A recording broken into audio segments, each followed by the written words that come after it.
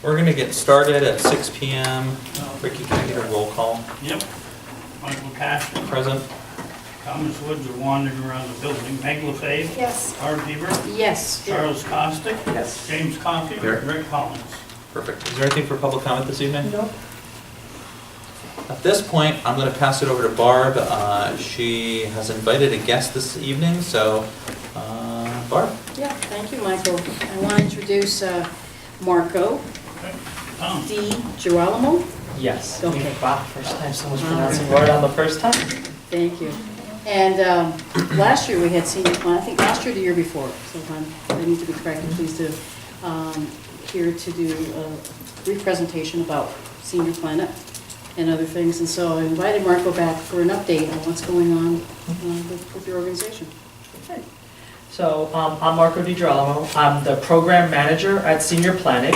And like Barbara said, I'm here to just give an update on what Senior Planet has been doing since the last time we had one of our staff members come and speak with you all. Since they last came to speak with you, we've launched a few programs that have made a bigger impact within the Clinton and Franklin County areas, Clinton County in particular.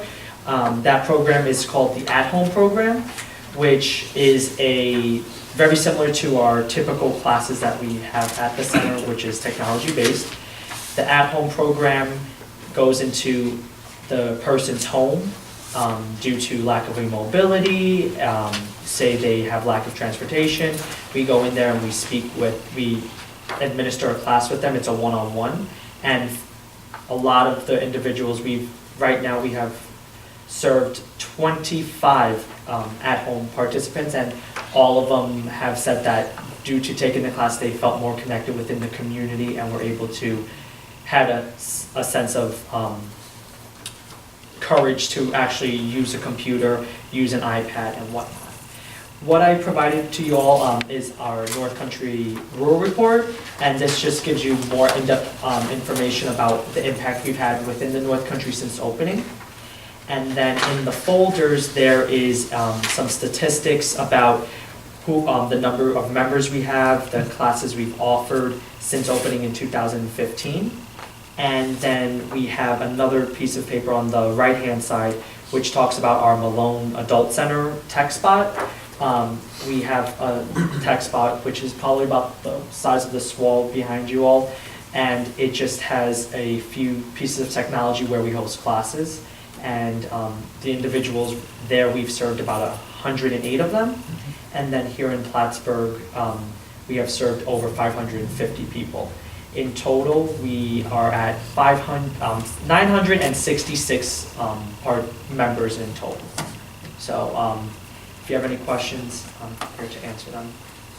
Because originally this was started a little over 2 years ago. In New York City, there was the New York-based Oats. Yes, we have another center in New York City. That started in 2013, and then we came up here when there was the broadband expansion, and we've been here ever since. Our big champion, we like to say, is Billy Jones. He's been our big advocate to the New York State Office for the Aging. Each year, each year we have to go back and ask for funding. So every April we find out, and this past April we got funded again, and we plan on expanding much more throughout the North Country in the future. Are you going to expand in other regional districts? Yep, we would like to expand throughout all 7 counties within the North Country. That was our original plan back when we came in 2015, but the funding source that we had, unfortunately it fell through, so we were only able to expand it in Franklin and Clinton counties. But hopefully we can expand more within the next few years. Any questions? I don't know if anyone else did, but I wrote a letter in support of it, and I think it was Chad who asked us to send it. Yeah, Chad McCarthy, he was my predecessor, yeah. Yeah, because I think the challenge that was presented to you was to try to, since there was one of America's largest cities, was to try to bring it to the rural area. Yeah. And see what we could do to Yeah. make connections. Is this a free program or is that some? This is all free of charge. We just have individuals who are interested. The only thing we require is that they're over the age of 60, and they just have to fill out some brief information, some demographic questions, and they're you're automatically a member. And you can we offer 10-week and 5-week courses. We offer workshops that are an hour long. In your folder, it gives a few of it says Explore Techs and workshops. We have different topics in technology like Amazon Echo, gardening applications. And then we also offer one-on-one tech help, where a member can stop in and a staff member sits with them for about 30 minutes and answers any questions they have, help them troubleshoot their new device and stuff like that. Seems whenever I go in, you have to sit there for an hour at least. You go in, right, Tom? Yeah, and it always ranges, especially with the tech help on we only allow them on Fridays, and individuals, there's sometimes 10 people that come in, sometimes there's 2 people that come in at a time. So there's usually a bit of a wait depending on when people need some tech help. It always seems to be right after Christmas when everyone gets their new devices. Yeah. So yeah.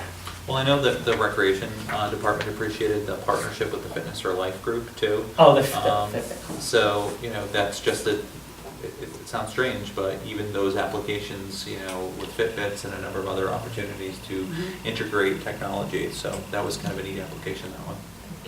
We actually just had a workshop today on gardening applications, and everyone seemed to love it. We went over a few applications you can download on your smartphone, and people were wowed by it. We thought of the idea because a lot of our members are master gardeners, so we had fleet of master gardeners come in today and sit down and learn about some of the applications and some gardening technology that really benefits people, whether it's a small garden or a large garden.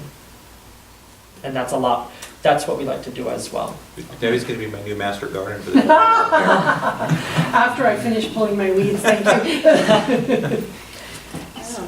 Good, thank you, Marco. Thank you. Thank you. Thank you. Thank you. So you're just working on Fridays now? That's the only day that you come in to ask? Because you're saying something about tech on Mondays too. That's where we start doing when classes are over with. Oh, okay. And yeah, we're thinking of making it a long thing. Okay, All right. I'll stay in touch. Thank you for having me. Yeah, thanks for your time, Thanks. Marco. Thank you. Yeah. I'll see you pretty soon. All right. Actually. All right, this part is going to be fairly short, and the anticipated executive session is going to be fairly long. So, there is a draft of a proclamation resolution in working with the Clinton County American Legion Group. There actually is a designation of a Purple Heart town or community, and this is something that we're working towards, where if we pass a proclamation or resolution, it can be registered, and the American Legion can receive some signs that they can place for parking for Purple Heart vets. So it's something that we'd like to do, also in collaboration with the Battlefields Commemorative Gateway. So I won't spend too much time on that, but I will be bringing that forward next week during our formal meeting. Did the Legion bring this to your attention? No, it's actually something I've known about for a little while, and I revisited with John Roth, and he did some extra research, and we brought it forward and said that we'd like to do it. So this program typically will give you at least 2 signs. So the idea is to at least give 1 sign to post 20, one sign to 1619, but we think we might be able to get some extra ones as well, given the collaboration. And we'd use them at the new park? That would be one of the long-term goals, yeah. So we're gonna see how many signs we can get, but the designation overall, I think, is just a nice thing to do. We have a lot of veterans in our community, and I think it goes a long way just to recognize this as a down board, so. For draft resolutions, we do have draft resolutions as it regards to minutes, and we also have a draft for an RFP for planning codes engineering consultant.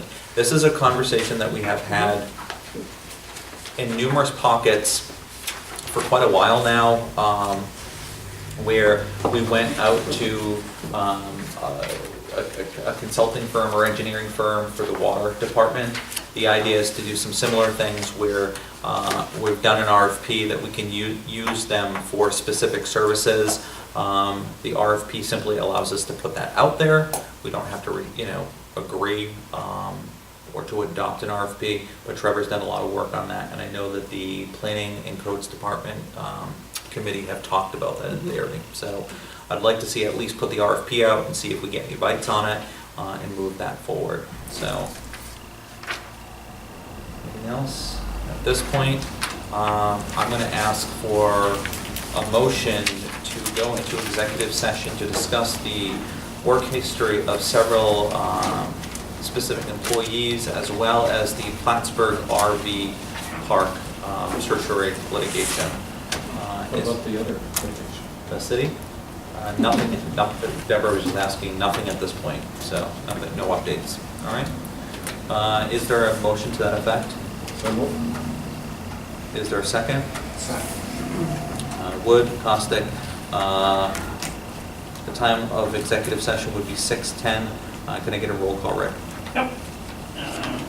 Mike Cashman, Yes. Thomas Wood. Yes. Meg LaFave, Yes. Barb Hebert. Yes. Charles Costick. Yes. All right, we're going to executive session James at Coffey.